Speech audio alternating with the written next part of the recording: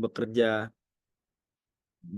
untuk bekerja di kantor ya, work from office, WFO.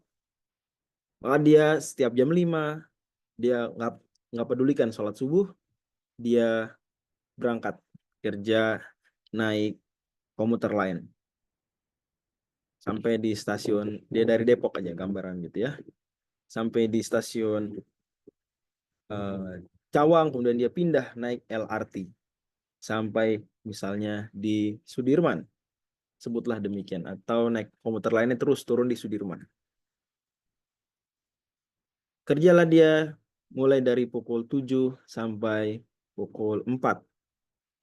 Pulang dari kantor, lagi-lagi commute sampai rumah. Dia yang juga belum sholat zuhur karena sibuk depan komputer, tempat kerjanya. Belum sholat asar karena bagi dia yang penting pulang cepat. Pun sampai rumah, dia tidak lantas sholat, namun dia kemudian segera mengerjakan kerjaan freelance-nya. Mungkin sebagai pengelola dari sebuah web atau sebuah aplikasi yang sedang dia kerjakan. Biasa proyek di luar kerjaan rutin.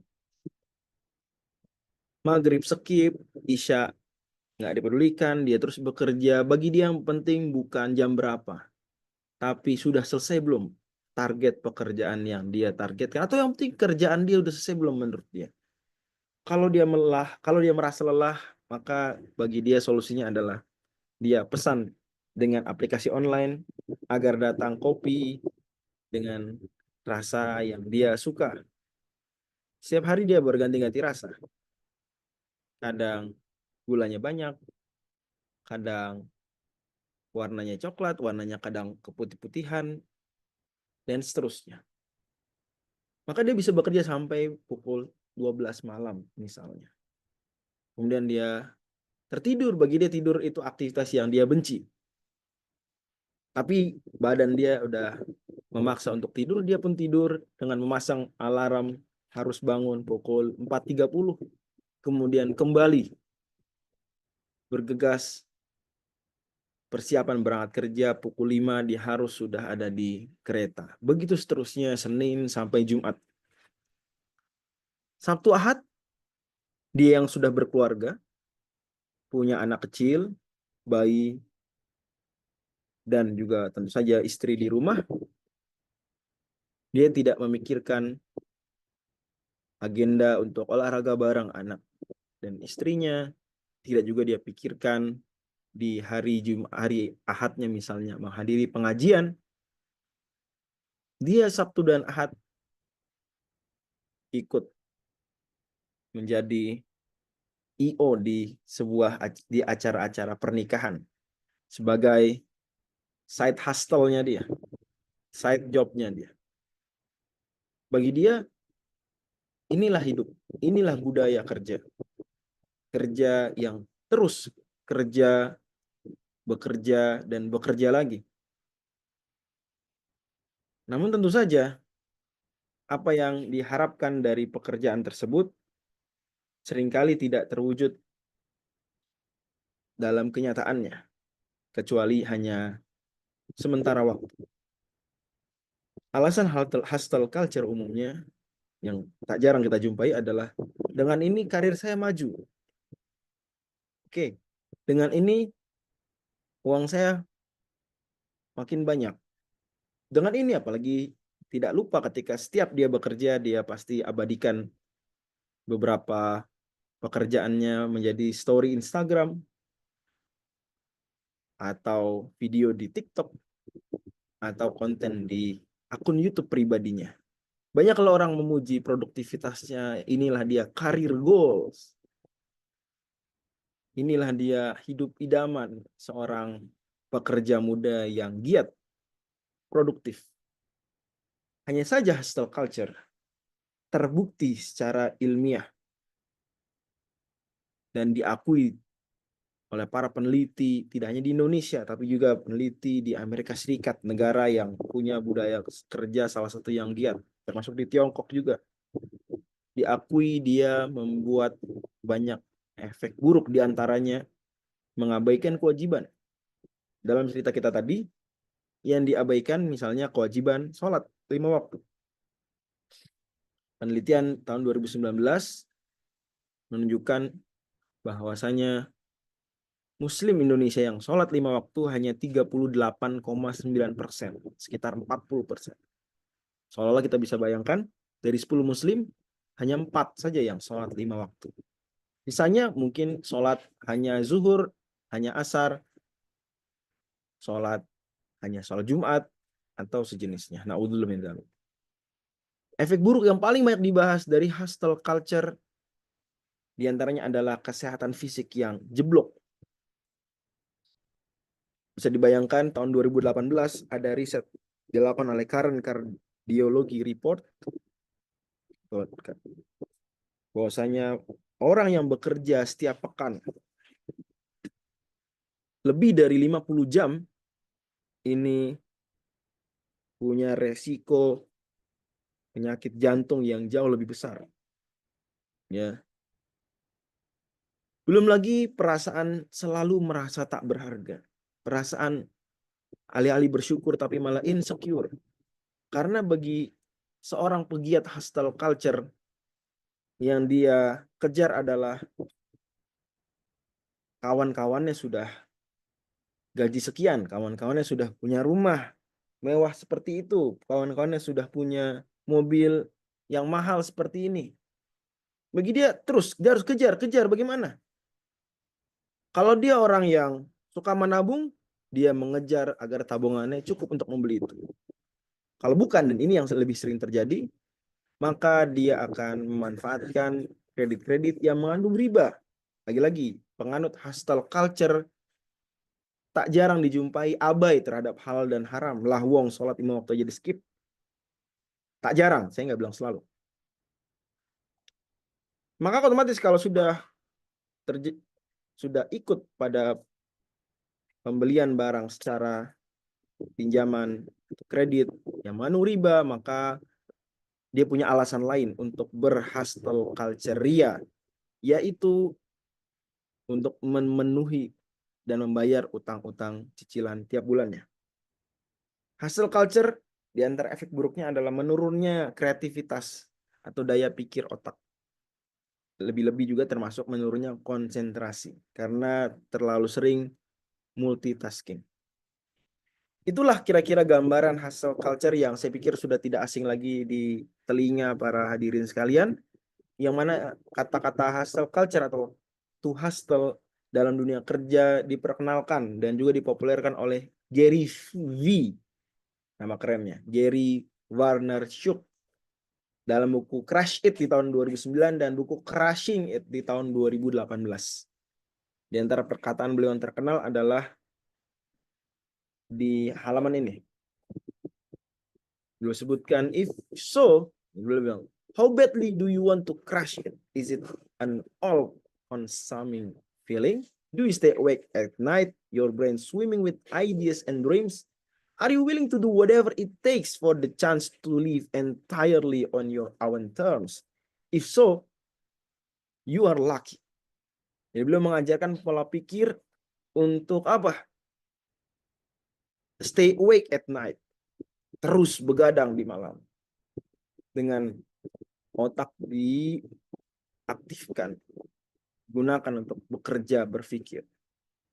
Untuk melakukan whatever it takes. Apapun. For the chance to live entirely on your own terms. Untuk hidup yang kita inginkan. Kalau begitu, kata Gary V, you are lucky.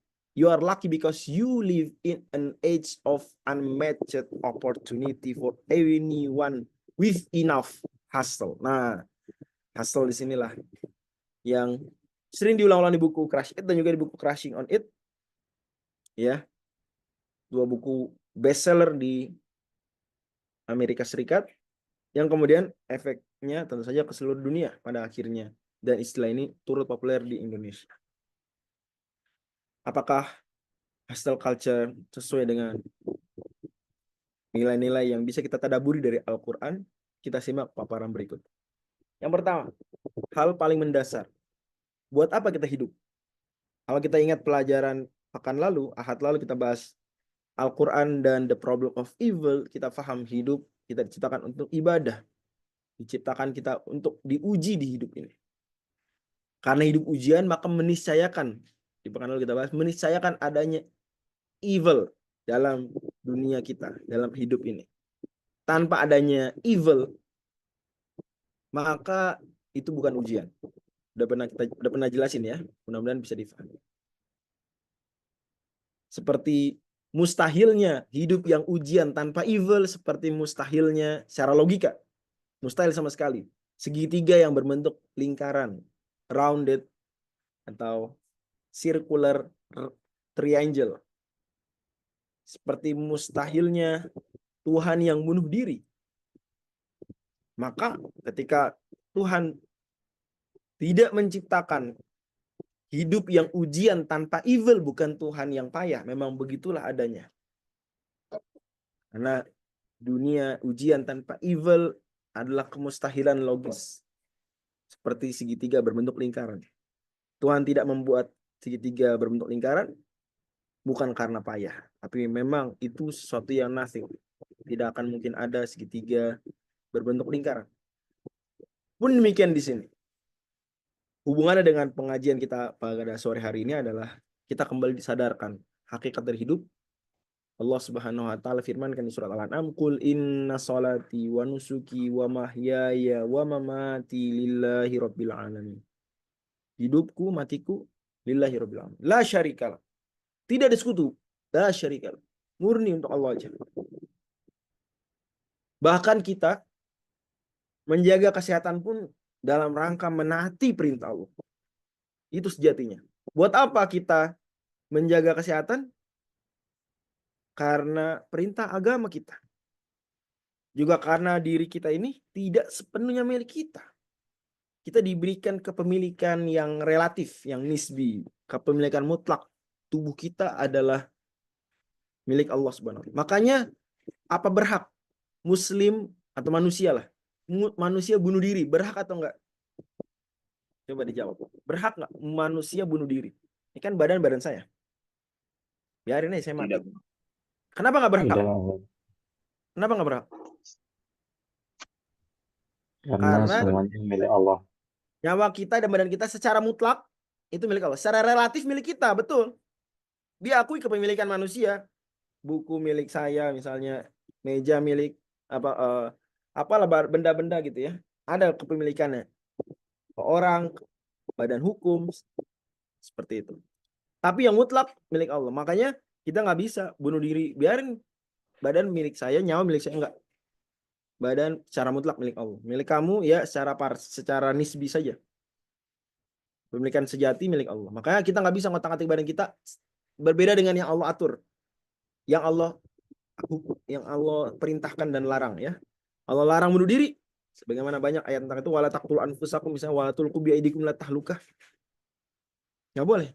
Hostile culture pada taraf tertentu. Saya selalu akan katakan pada taraf tertentu karena tidak semua orang yang mengatakan saya penganut hostile culture terus begitu, nggak juga.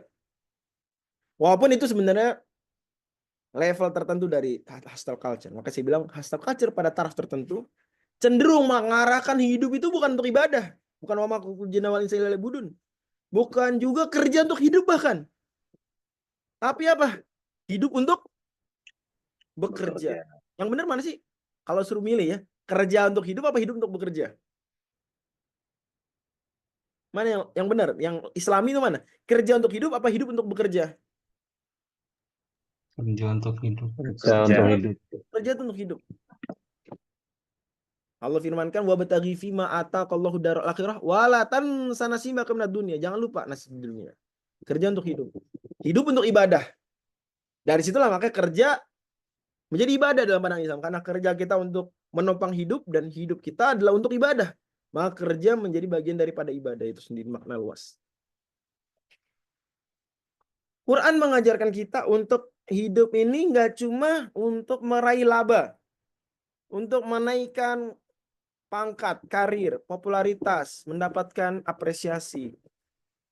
Ya, itu nggak selalu haram yang tadi saya sebutkan. Namun, tujuan utama hidup kita kalau bicara duniawi adalah mengelola bumi. Ayat yang terkenal surah Al-Baqarah, inni ja'ilun fil ardi khalifah. Ada sebagian orang menganggap yang khalifah itu cuma Nabi Adam. Karena Nabi Adam menggantikan jin sebelumnya. Tadinya penguasa bumi jin. Nabi Adam menggantikan jin. Adapun kita bukan pengganti.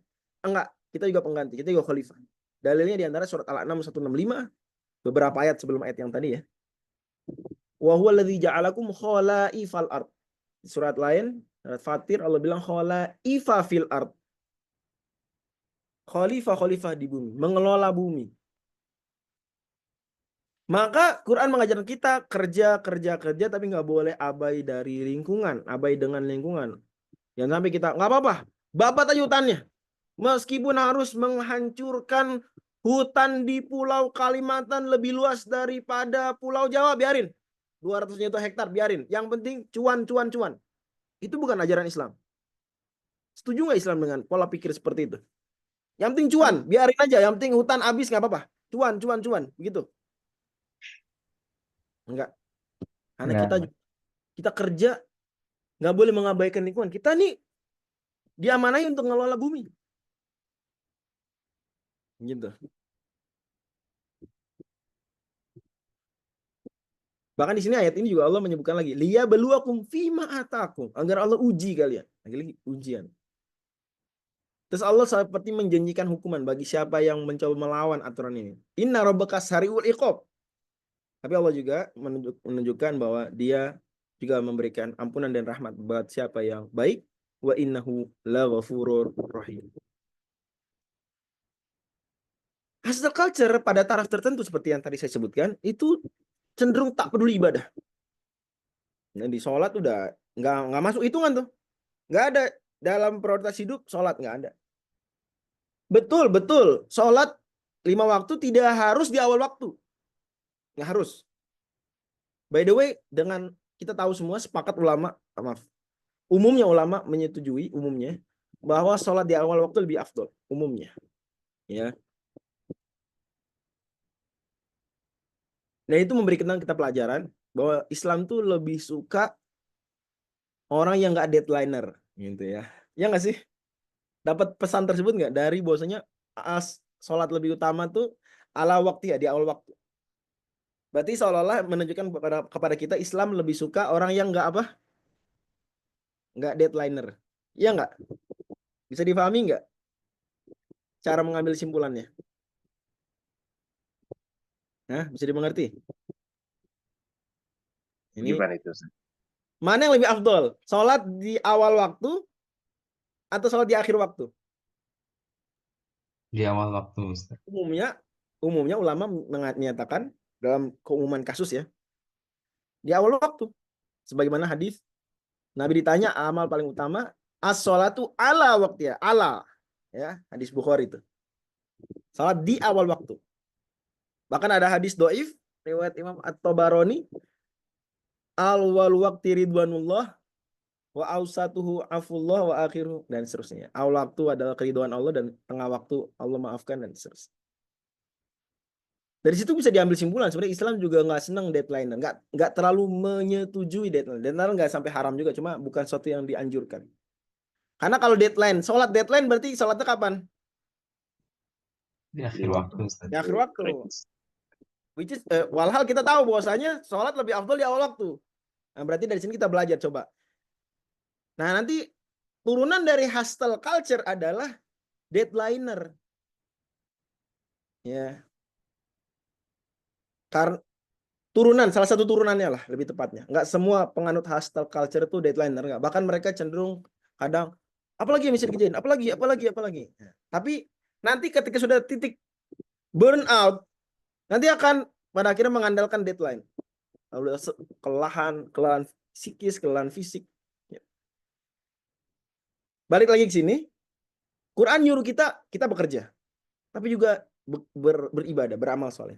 Di antara ayatnya firman Allah di surat Saba, "Ani'mal sabighati wa qaddir fis sarud."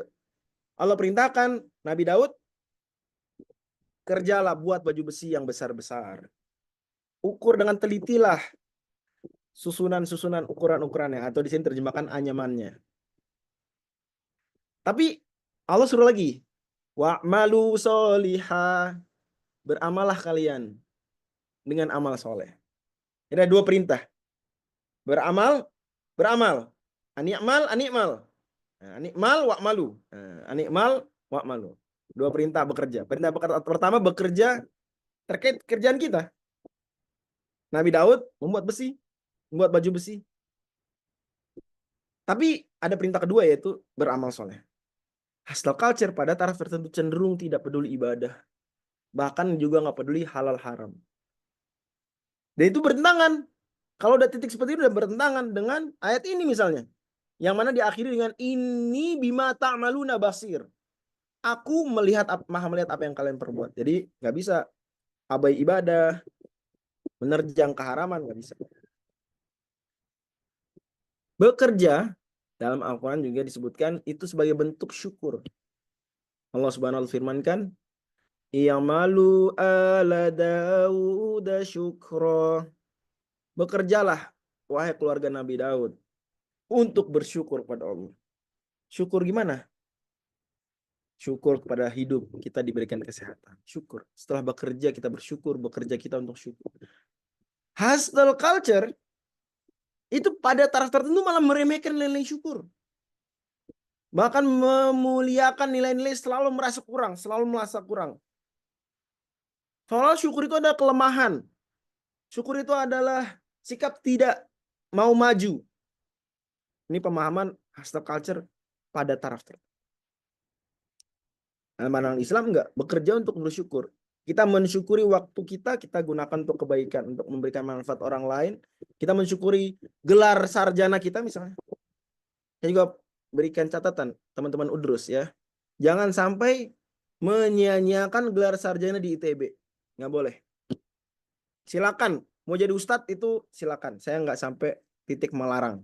Saya cuma melarang menyia-nyiakan gelar sarjana yang sudah didapat dari ITB. Nggak boleh. Justru kita gunakan untuk bersyukur. Saya juga nggak bilang kerjaan kita harus benar-benar linear, nggak juga. Ya silakan. Yang penting jangan sampai itu sia-sia tuh kerja gelar sarjana, kira-kira begitu. Bagaimana cara biar nggak sia-sia? Teman-teman Udrus mungkin lebih paham. Ya itu bentuk syukur kita juga.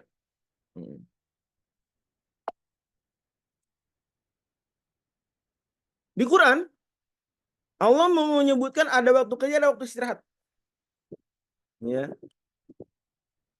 Surah An-Naba misalnya yang terkenal lah. Banyak ayat seperti ini. Allah Akbar. Subhanahu wa Jadi ta'ala kita keluar firmankan, kami. wa ja'alna naumakum subata, tidur kami jadikan buat kalian istirahat. Wa ja'alna laila libasa, malam sebagai pakaian melindungi kalian, memberikan ketenangan buat kalian, kedamaian seperti pakaian melindungi kita, membuat kita nyaman. Kan risih ya kalau keluar rumah kepanasan, gerah, nggak pakai baju. Kita bahkan di dalam ruangan pun kalau nggak pakai baju risih. Memang pakaian membuat kita nyaman ya. Terus Allah bilang wa ja'alna nahara ma'ash, kami jadikan siang sebagai mencari penghidupan. Jadi ada waktu istirahat, ada waktu bekerja, ada waktu bekerja, ada waktu istirahat. Memang umumnya ayat Quran itu menyebutkan waktu istirahat malam. Ustaz, bagaimana pekerjaan saya malam-malam? Ada beberapa pekerjaan yang memang harus malam-malam. Tenang, buat dia ada semisal ayat di surat Ar-Rum.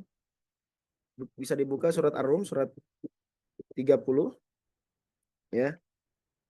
Ayat 23. Wa min ayatihi manamukum bilaili wan nahari wa batighukum min fadlih. Di antara tanda kekuasaan Allah adalah kalian tidur dan bekerja siang dan malam. Ini ada laf dan nasyr. Maksudnya memungkinkan kerjanya malam, tidurnya siang. Tapi harus ada. Itu pun sebenarnya pengecualian dari kasus umum. Normalnya seperti di kebanyakan ayat Quran. Tidurnya malam, kerjanya siang. Tapi untuk kasus tertentu nggak apa-apa. Tidurnya siang, malamnya bergiat. Sama. Kita bahkan dilatih untuk menghadapi kondisi tidak ideal seperti itu. Misalnya saat itikaf. Itikaf semalam terakhir, kita seperti digembleng sama Allah. Yuk kita seolah-olah Maka nanti saya sebutkan hustle culture kadang-kadang untuk level tertentu itu diperintahkan di Islam, ya.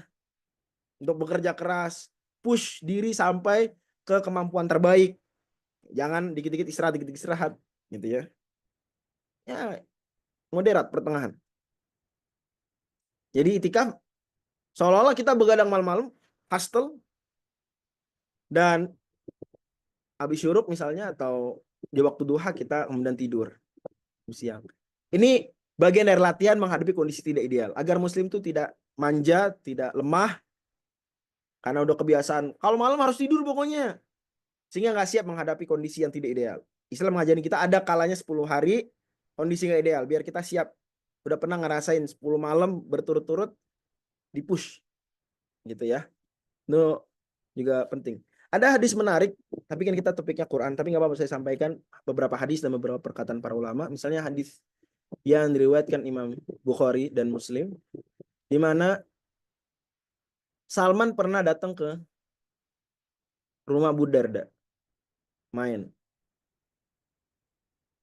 Kemudian melihat Ummu Darda, itu dandanannya nggak banget. Dari sini kita ngerti bahwa Islam nggak ngajarin perempuan tampil jelek di hadapan laki-laki yang bukan suaminya. Nggak diajarin tampil jelek. Cuma diajarin tidak bersolek saja yang menggoda laki-laki lain. Ya, adapun sekadar rapi, tidak bau, bersih, itu ajaran Islam. Bahkan nggak bagus kalau bau, dekil, berantakan di hadapan siapapun. Udah agak aneh nih. Kenapa nih ditanya? Maka kata Ummu Darda, Abu Darda udah nggak butuh dunia. Termasuk berarti istrinya kan. Bermesra-mesraan istri, hal-hal yang ada unsur besar duniawinya. Oke, ngineplah di rumah Abu Darda. Abu Darda sholat mulu, ngaji mulu. Salman suruh tidur. Tidur bentar doang gitu ya. Karena disuruh sama temannya Salman Al-Farisi. Radhiyallahu anhum jami'an semuanya ya. Bangun. Kata Salman, ntar, jangan. Nanti. Kalau udah mau akhir malam. Udah akhir malam baru Abu Darda bangun. Salman bilang, oke, sholat, yuk. Salman juga sholat.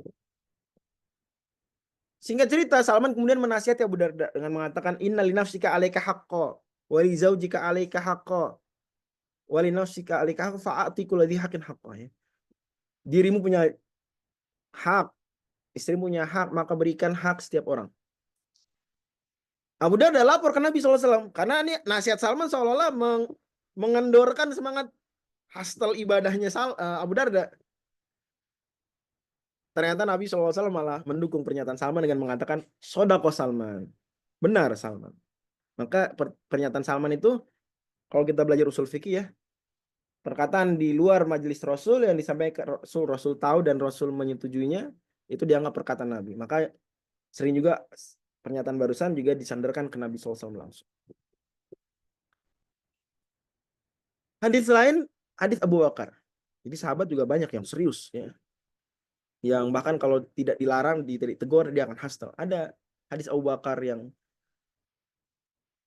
main ke rumah Hanzalah. Hanzalah, apa kabar gitu kira-kira. Mainlah. Kata Hanzalah, nafaq Hanzalah. Hanzalah udah munafik. Kenapa munafik? Kata Hanzalah, saya kalau datang kajian Nabi SAW, ka'annal jannata ru'yul ain. Seakan-akan surga depan mata. Tapi kalau udah pulang ke rumah, wa afasnal ahl wal azwat, kita udah main-main sama anak, sama istri gitu ya. Nasina kathiran, kita lupa lagi semangat surgawi yang tadi ada di pengajian di majelis Rasulullah SAW. Abu Bakar bilang, saya juga merasakan begitu. Jangan-jangan saya munafik. Datanglah ke Nabi SAW. Kemudian Nabi SAW menyabdakan hadis yang terkenal. Ya, saatan. Ya ada saatnya serius, ada saatnya santai. Kata Nabi SAW, lau tadumuna ala ma takununa indi la sofahat kumul malaikatu fit turuqat. Kalau kalian level kesadaran dan imannya terus-terusan seperti kalian kalau ada di majelis pengajianku, nih saya malaikat turun menyalami kalian di jalan-jalan. Walhal nggak begitu, manusia nggak sebegitu levelnya, nggak usah begitu, dan nggak bisa juga. Bahkan ada hadis Nabi SAW menyebutkan, inna hadzal dina yusrun walan yushadda dina ahadun illa ghalaba. Agama ini mudah. Siapa yang mempersulit pasti akan kalah. Akan burn out bahasanya ya. Orang hustle culture kejar karir tinggi besar, ternyata habis itu apa? Kesehatan mental terganggu. Rumah sakit jiwa hari ini banyak juga anak-anak muda. Kejar biar semangat, minum kopi. Kopi ini, kopi itu, pesan online, beli, datang ke kafe, offline. Lama-lama cuci darah. Anak muda banyak sekarang cuci darah. Ya ini seperti yang diungkapkan para ulama dalam sebuah kaidah fikih. Manista jala syai'an qabla awani uqiba bihirmani. Siapa yang tergesa-gesa hustle, tergesa-gesa kan hustle tadi. Manista jala syai'an qabla awani, sebelum waktunya. Ini orang bisa mendapatkan kesuksesan, tapi jangan terlalu tergesa-gesa. Al-ajalatu minasyaiton di hadis lain. Buru-buru dari setan. Kaidah fikihnya bilang manista jala syai'an qabla awani uqiba bihirmani, malah nggak dapat. Tergesa-gesa ingin mendapatkan sesuatu malah nggak dapat ujung-ujungnya. Mungkin ada yang akan bilang kepada saya, Ustaz, tapi kan kayaknya para ulama sendiri hustle culture. Gimana tuh? Lihat Imam Nawawi. Nggak tidur, berbaring. Kecuali tidurnya cuma di atas meja, ketiduran begini. Saya jawab, Imam Nawawi begitu cuma 2 tahun. Sisanya beliau normal. Seolah-olah beliau sempat ada kalanya ya semangat menuntut ilmu. Di 2 tahun pertama beliau masuk kuliah di Darul Hadis. Habis itu beliau sadar itu nggak bagus. Atau mungkin kayaknya syekhnya nasihatin, jangan begitulah wahai Nawawi. Kira belum nggak lagi gitu. Ulama-ulama ada yang wah benar-benar dahsyat. Masuk kamar mandi aja minta tolong seperti Imam Majiduddin Ibnu Taimiyah, kakeknya Syekhul Islam Ibnu Taimiyah. Itu kalau mau masuk kamar mandi, sebelum masuk kamar mandi minta tolong pada anaknya, tolong bacakan kitab kenceng-kenceng. Biar apa? Biar sambil di kamar mandi dengar kitab. Hustle culture, Ustaz. Saya bilang, itu nggak sampai membuat sakit, enggak, itu cuma memanfaatkan waktu aja. Ustaz, ada ulama yang dia makan apa dia sampai harus disuapin istrinya. Kalau enggak dia baca kitab terus, nulis terus. Itu masih taraf wajar. Ada hustle culture yang diberi toleransi, semangat menggebu-gebu nggak apa-apa yang tidak beri kemunduran. Tapi lihat para ulama nasihatkan juga tidur nggak boleh sampai kurang dari yang dibutuhkan tubuh. Memang itu ada unsur relatif, tapi ulama ngasih nasihat juga misalnya. Terkenal perkataan Syekh Ibnu Utsaimin nggak boleh tidur kurang dari 4 jam dalam sehari. Maksimal ulama beliau bilang 4 jam tidur. Itu yang paling hustle. Imam Ghazali Hujatul Islam bilang tidur nggak boleh kurang dari 8 jam sepertiga hari. Bayangkan Imam Ghazali tokoh besar, bahkan beliau nyatakan itu dalam kitab semisal Bidayatul Hidayah. Nggak boleh kurang. Ulama lain misalnya Hafizul Jauzi, sepekan sekali beliau gabut, doing nothing. Padahal beliau ini orang yang sama adalah orang yang kalau lagi senggang, capek, beliau nyerut pensil biar bisa lanjut lagi nulis. Jadi hiburannya adalah nyerut pensil, habis itu nulis lagi, nulis. Tapi beliau sepekan sekali beliau jalan-jalan, yang keliling Baghdad, lihat-lihat taman. Dan beliau juga yang mengatakan di kitab Soidul Khotir, ini catat baik-baik perkataannya, quotable, ya, quotable perkataan beliau. Ya, akhdhur rohati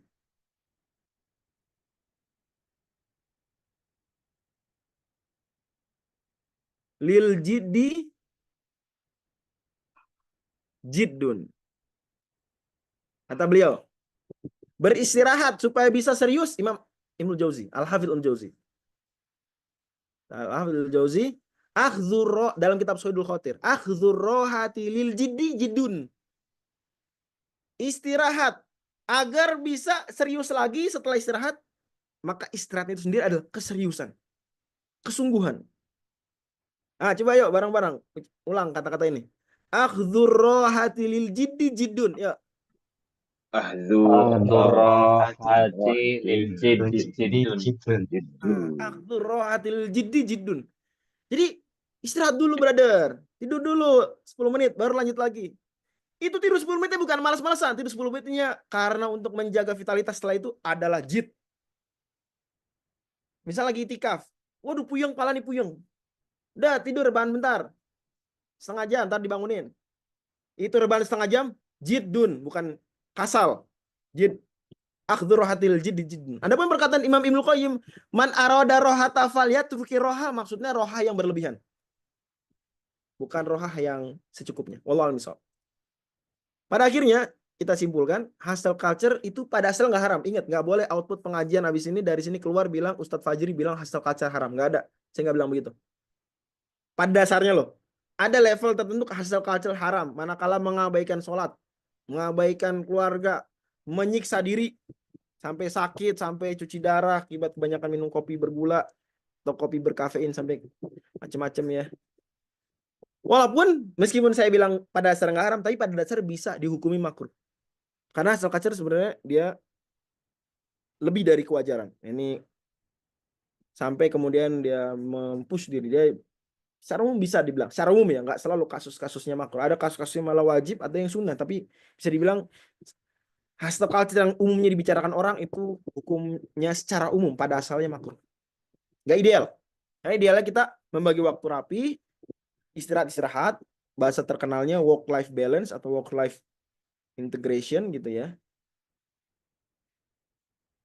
Nah, sebagian YouTuber ada yang bilang, hustle culture memang ya nggak direkomendasiin, tapi siapapun yang berhustle culture dan dia happy dan fulfilled dengan hustle culture-nya, itu nggak apa-apa. Boleh. Saya jawab, dalam pengajian ini kita membasiskan kepada ajaran Islam. Islam nggak mencukupkan membolehkan hustle culture hanya karena happy dan fulfilled. Ya, walaupun kata-kata fulfilled di sini saja karet ya, bisa aja dimaknai Islami. Tapi umumnya happy dan fulfilled dia pertimbangannya belum tentu melibatkan kewajiban-kewajiban yang tadi kita bahas. Apalagi cuma happy saja, enggak. Karena happy-nya orang yang merasa feeling produktif padahal toxic productivity seperti hustle culture itu senang yang semu. Karena pada akhirnya dia tidak betul-betul merasakan kebahagiaan yang sejati. Ya, dia melawan fitrahnya. Wallahu a'lam bishawab, itu barangkali bisa kita kaji. Mudah-mudahan simpulan ini penting dan apa yang saya sampaikan juga menjadi bahan pertimbangan buat kita semua. Mohon maaf kalau yang kurang berkenan. Waktu yang tersisa saya buka sesi diskusi. Silakan. Baik, alhamdulillah kita telah sampai di sesi tanya jawab. Silakan bagi ikhwan pun akhwat yang ingin bertanya bisa raise hand atau melalui chat. Kami mungkin akan prioritaskan untuk yang raise hand ya. Silakan ya.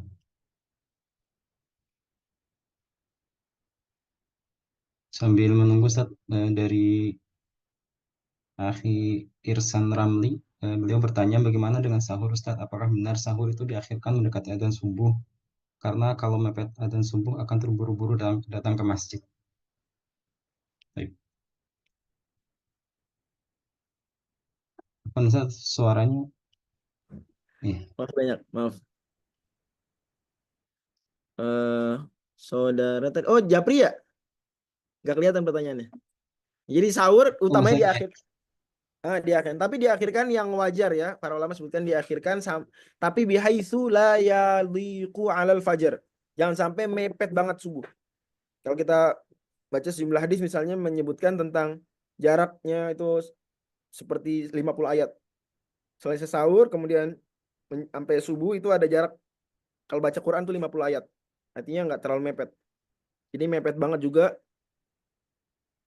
nggak sesuai dengan petunjuk Nabi SAW, terlalu mepet banget. Dan para ulama bilang cukuplah dianggap takhirus sahur itu manakala dilakukan di akhir malam. Yes, itu sudah cukup. Jadi nggak harus banget sedetik sebelum, enggak harus. Ya jam 4 itu sudah takhirus sahur, jam setengah 4 even, udah. Jam 3 pun udah takhirus sahur. Karena dobitnya yang penting di waktu kayak tahajud, sepertiga malam terakhir gitu. Umumnya para ulama kira-kira memberikan patokan takhirus sahur itu di jam-jam segitu. Apakah sudah menjawab? Soalnya saya nggak lihat pertanyaannya. Kalau bisa dikirim ke saya juga boleh. Kan Akhi Irsan Ramli, mungkin kalau ada yang belum jelas bisa ditanyakan kembali gitu. Kalau sudah jelas. Sudah Ustaz, alhamdulillah, syukran. Iya. Jazakallah khair. Jazakallah khairan. Ya. Ada lagi yang mau bertanya langsung? Boleh. Kalau nggak saya jawab pertanyaan di chat dari saudara silakan. Saudara Sutrisno. Ya, silakan. Izin Ustaz. Assalamualaikum warahmatullahi wabarakatuh. Assalamualaikum warahmatullahi wabarakatuh. Ya, seperti yang Anda sampaikan di chat tadi, Ustaz, secara Islam, bagaimana tips untuk mencapai keberkahan waktu dalam hal bekerja, Ustaz? Soalnya merasakan juga kadang-kadang kita udah kerja melebihi waktunya, tapi ternyata kerjaannya nggak selesai juga gitu. Nah, mungkin bisa berbagi tips, Ustaz. Jazakallah khair. Jazakallahu khairan. Ya, jadi memang yang pertama tentu saja target hidup kan mesti smart ya. Salah satunya adalah measurable, achievable gitu ya. A-nya, A-nya itu achievable, bisa dimampui. Jadi jangan juga target apa yang kita targetkan terlalu berlebihan, tidak achievable, tidak bisa dijangkau, ya itu bisa menimbulkan hustle culture atau stres ya. Ya, targetnya yang wajar misalnya. Kemudian juga tadi measurable, berarti ada ukuran, diukur. Kayak gini selesainya kapan? Kayak gini selesai. Jadi nggak harus semua selesai hari ini, nggak harus juga. Itu satu ya. Dua, paling penting itu sebenarnya adalah fokus.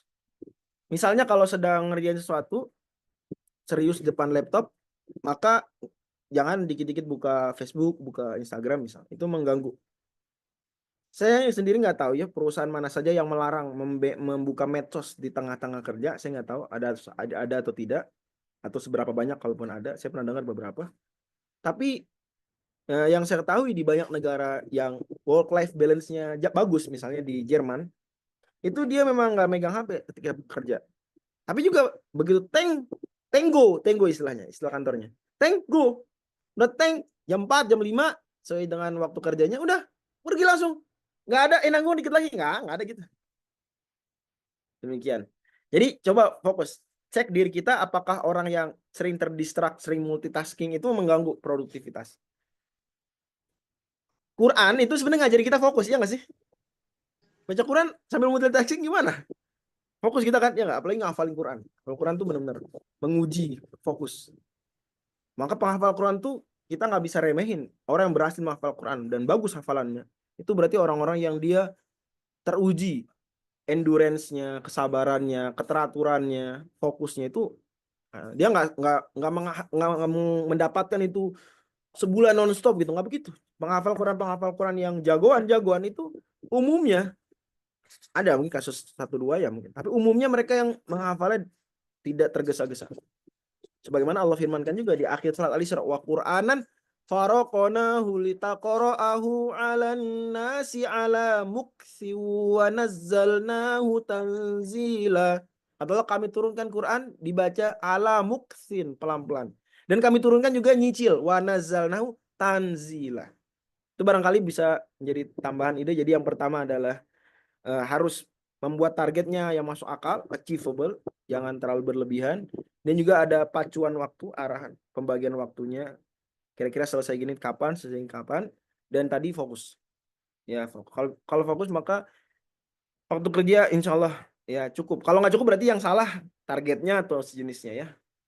Atau nggak fokusnya tadi. Wallahu a'lam bishawab. Indonesia ngomong-ngomong ya, data BPS tahun 2016 sampai 2020 itu anak-anak muda di Indonesia rata-rata kerjanya 50 jam per pekan. Itu udah maksimal Undang-Undang Cipta Kerja dan Undang-Undang Ketenaga Kerjaan ya. Tapi ternyata Indonesia juga banyak kerjaan-kerjaan yang terbengkalai, yang mangkrak, yang tertunda, nggak sesuai dengan target gitu. Itu juga jadi pertanyaan. Jadi apakah itu produktivitas semu gitu? Demikian wallahu a'lam. Berikutnya dari Saudari Rahma Azizah. Apakah dalam kehidupan ini banyak kita punya medsos dan mengikuti hal lain, tapi dampaknya kita jadi banyak informasi dan burnout tetap sekali nggak punya medsos. Saya susah sekali menyaring informasi di zaman ini dan buat kita jadi tidak fokus. Saya sendiri termasuk orang yang kadang delete account, kadang bikin kalau butuh, tergantung keperluan ya. Kalau mau ikut kegiatan tertentu kadang masih punya akun medsos ya. Saya pernah merasakan itu. Bikin akun cuma untuk kegiatan tertentu. Atau misalnya ada kebutuhan takut ketinggalan informasi. Pertanyaan, kita butuh informasi apa? Sebagai pakar hukum, misalnya butuh informasi yang terkait hukum, maka dia follow lah akun-akun hukum, bikinlah algoritmanya semua bicara tentang hukum. Contoh, ada yang medsosnya dia bukan untuk akademik, bukan untuk karir juga ya. Dia butuh untuk hiburan. Jadi algoritma untuk hiburan. Oke, selama tidak haram, mungkin bisa. Tapi pada akhirnya ada skenario kebanjiran informasi. Pada akhirnya kita nggak butuh terlalu banyak informasi, apalagi informasi yang terlalu berlebihan. Ada buku bagus ditulis oleh Syekh Ibrahim Sakron, judulnya Al-Majaroyat. Itu mengajarkan kepada kita bahwa terlalu banyak informasi, apalagi yang nggak dibutuhkan, nggak relevan buat kita, nggak kita perlukan, itu malah mudarat buat kita. Makanya persis Nabi SAW juga menyabdakan ya, min husni islami mar'i tarku ma la ya'ni, termasuk kebaikan Islamnya seseorang adalah dia mengabaikan. Tark itu bisa artinya mengabaikan, bodoh amat, meninggalkan yang tidak relevan buat ma la ya'ni. Ya. Demikian. Itu baru taraf kita mendengar ya. Mendengarnya kita harus selektif, membaca harus selektif, secara pasif. Belum lagi secara aktif. Kata Nabi SAW, kafa bil mar'i kadziban an yuhadditsa bi kulli ma sami. Orang udah dianggap berbohong kalau dia selalu oversharing. Apa yang dia dengar dia kasih tahu orang, dia berbagi. Nah, itu bisa jadi Nabi sebut kafa bil mar'i itsman atau kadziban. Jadi pertanyaan apa baiknya medsos atau enggak, dilihat kebutuhan. Saya juga bukan termasuk orang yang melarang medsos. Ya saya pernah melarang punya akun TikTok. Saya akui mungkin ada yang akan bilang, Ustadz pernah bilang tahun sekian nggak boleh bikin akun TikTok. Ya benar, saya pernah bilang begitu tahun 2021 nggak boleh bikin 2020 dan 2021. Tapi pernyataan publik itu di 2021 salah satu pengajian online. Waktu itu pengajian online di Malaysia. Saya bilang bikin akun TikTok nggak boleh. Tapi pada akhirnya itu pernyataan yang melihat kenyataan di waktu itu. Barangkali berubah, ternyata setelah itu banyak pendakwa-pendakwa yang bisa mewarnai TikTok sedemikian bagus, walaupun tetap TikTok pada akhirnya jauh dari kata ramah untuk dakwah juga dibandingkan misalnya Instagram ya. Jadi juga bagus untuk pada akhirnya tujuannya untuk mengurangi kemudaratan aja atau mewarnai semampunya. Fattakullah mastata'tum. Adapun sebagai wahana ideal berdakwah, barangkali perlu pertimbangan lebih detail ya soal itu. Demikian. Jadi kalau mau bikin akun medsos ya silakan, mungkin untuk keperluan tertentu. Kalau udah nggak perlu lagi misalnya ya bisa diaktif sementara atau selamanya. Kalaupun aktif maka nggak harus dibuka juga. Ada aja misalnya untuk syarat ikut lomba, syarat ikut kegiatan mesti punya akun medsos, ada yang kayak gitu kan ya. Ya udah ikut bikin aja tapi nggak usah kita mainin secara real, nggak usah. Kan cukup yang penting ada. Demikian. Dari saudara Takdir, bagaimana menyikapi atasan? Ini oke. Inginkan kita berdedikasi lebih untuk hal, niatkan untuk menyenangkan online berpahala. Berharap kita sering lembur, padahal jika selalu lembur, lot kerja akan selalu ada. Perusahaan lebih memilih menambah jam kerja karyawan dibanding menambah jumlah karyawan. Ini fenomena, pada akhirnya hustle culture ada yang dari diri karyawan, diri orang, dan itu topik utama pengajian kita sebenarnya. Tekanannya ke situ. Sebagaimana atau gambaran materi yang disampaikan panitia, tapi juga hustle culture ada yang ditimbulkan atasan. Ini atasan yang memang memaksa hustle culture. Dan itu sesuai dengan makna bahasa dari hustle, yaitu to force someone to do something hurriedly, kan gitu tadi udah kita bahas. To move quickly. Jadi memang ini nggak bagus. Para atasan juga mesti sadar bahayanya hustle culture. Bahkan bahaya buat perusahaan dia.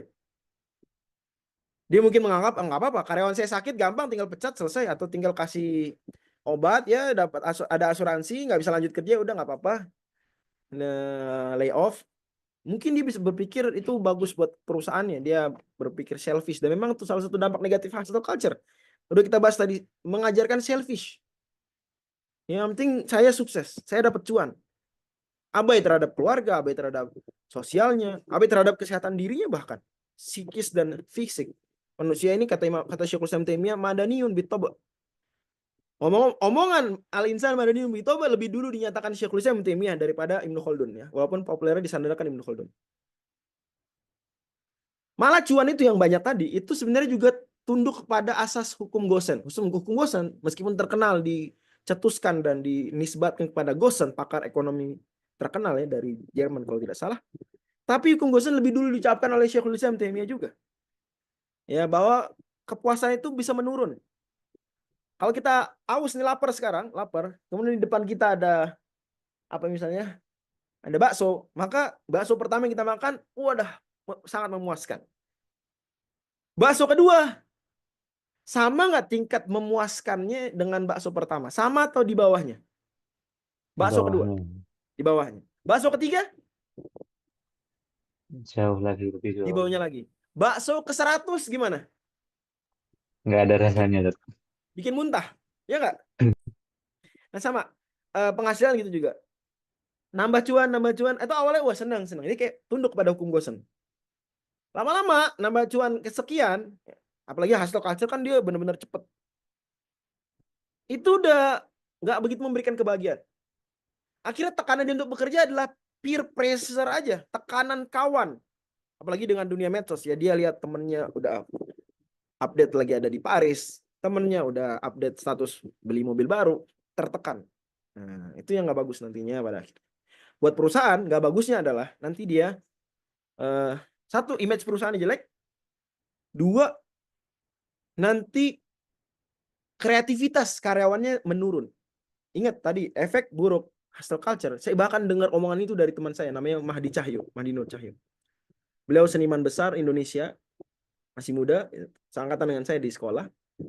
Beliau dosen di ISI Jogja ya. Nama besar lah di dunia seni Indonesia. Nama besar. Yang seniman di sini mungkin pernah dengar nama beliau, Mahdi Nur Cahyo. Beliau ngingetin saya waktu SMA. Saya waktu itu posisi ketua Rohis. Sebelumnya saya pengurus OSIS. Saya pas regenerasi OSIS itu mendapatkan tawaran jadi ketua OSIS juga. Dan itu bid'ah dalam dunia sekolah saya, nggak ada ketua Rohis sekaligus ketua OSIS, nggak ada. Dan ada seperti peraturan tidak tulis itu nggak boleh. Tapi waktu itu ada desakan. Saya ingat nasihat Mahdi Nur Cahyo, beliau bilang begini. Terlalu sibuk itu mematikan kreativitas. Beliau seniman, omongannya reliable dalam hal ini. Itu salah satu hal yang membuat saya juga banyak menolak amanah-amanah waktu itu. Menolak beberapa hal yang saya pikir kalau memang nggak sesuai dengan arah hidup, target hidup ya nggak usah diterima. Karena terlalu sibuk juga mematikan kreativitas. Kita butuh waktu kosong. Omongan terkenal dari para ulama ya, baca buku dengan berpikir tuh jangan sampai nggak ada waktu untuk berpikir, memfikirkan kita baca. Quran mengajarkan kita baca Quran bukan cuma baca tapi berpikir. Berpikir butuh waktu luang. Makanya sediakan waktu luang untuk membersamai diri, gitu ya. Pertanyaan terakhir dari Fikri, nge-push diri karena kepikiran bakal tergantikan oleh kompetitor yang bekerja keras, bagaimana? Ya itu memang hustle culture, edukasi nggak bisa kita aja, tapi juga lingkungan kerja harus ngerti bahaya hustle culture sehingga perusahaan nggak akan ganti kita. Ketika kita kerjanya udah wajar, udah maksimal sesuai dengan batas kewajaran. Wallahu a'lam bishawab, ini barangkali bisa kita kaji, mudah-mudahan jadi pelajaran. Semangat terus, apalagi di masa-masa yang tidak mudah dalam ekonomi Indonesia ini. Mudah-mudahan Allah beri taufik, bimbingan, keberkahan buat kita. Fastabiqul khairat, saya serahkan kepada panitia lagi, Bang Ikhwan. Silakan. Baik, jazakumullah khairan Ustaz. Alhamdulillah kita telah sampai di penghujung kajian hari ini. Terima kasih kepada Ustadz Nur Fazri yang telah berbagi ilmu yang sangat bermanfaat ya, khususnya untuk kehidupan modern saat ini. Dan terima kasih juga untuk jazakumullah khairan untuk seluruh peserta yang telah hadir dengan penuh antusias. Semoga ilmu yang telah disampaikan menjadi berkah bagi kita semua dan dapat diamalkan dalam kehidupan sehari-hari. Baik, kalau mungkin bisa Anda simpulkan ya Ustadz ya. Intinya semangat bekerja keras memang baik, tetapi mungkin jangan sampai terlalu membuat kita lalai dari hak-hak tubuh, hak-hak keluarga, terutama kewajiban kita kepada Allah Subhanahu wa Ta'ala. Baik, kami mohon maaf apabila terdapat kekurangan dalam penyelenggaraan acara pada hari ini. Mari kita tutup dengan doa kafaratul majelis. Subhanakallahumma wa bihamdika asyhadu an la ilaha illa anta astaghfiruka wa atubu ilaik. Assalamualaikum warahmatullahi wabarakatuh. Waalaikumsalam warahmatullahi Selamat berbuka puasa. wabarakatuh. Syukron Ustaz. Jazakumullah khairan. Semua